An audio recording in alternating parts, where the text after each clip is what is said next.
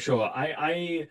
Echo a lot of what Dustin has also said around, I think we don't need to make the same mistakes. Like, we don't need to reinvent the wheel, and we don't need to rebuild everything from scratch every single time. Like, I also really appreciate when teams decide to take a really first principles thought because they're solving specific problems. And so there are certain things and justifications as to why they need to do that, but not everyone needs to do that.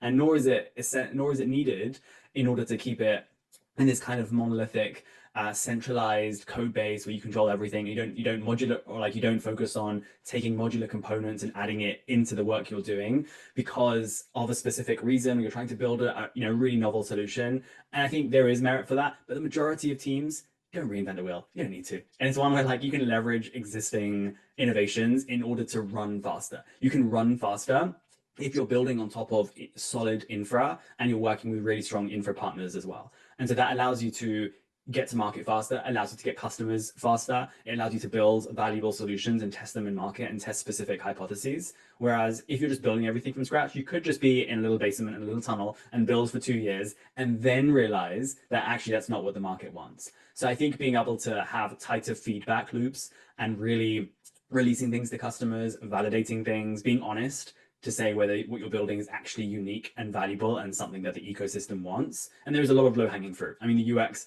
needs to come a long way in order for us to attract the next billion users. There's a lot of low-hanging fruit.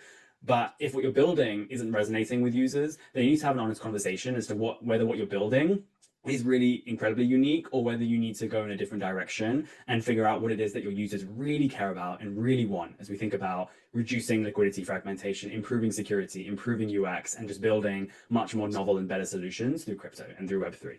So I really focus on being able to differentiate your offering and have a differentiated UX and a simple, clean UX. And those things sound obvious, but they are very underrated in this industry. So there's a lot of low-hanging fruit to go after. And working with great infra partners as well and having a bigger purpose and mission as to what you're trying to do. I think that's what drives us and me at OP is we're building a big vision. We're building towards this big purpose alongside other people, alongside Rawchain and alongside Zeeve and alongside other RAS partners and other teams as a whole, as we think about chains and infra partners and various others, is there's a really big vision behind this and a really big level of purpose. And so I think that's what drives motivation and the work that we're doing in order to be intentional about building much better solutions for this industry. So in summary, I'd say build better and differentiated user experiences. It goes a long way and we have a long way to go in this industry, but excited to continue to attract great builders. And this space definitely needs more and more great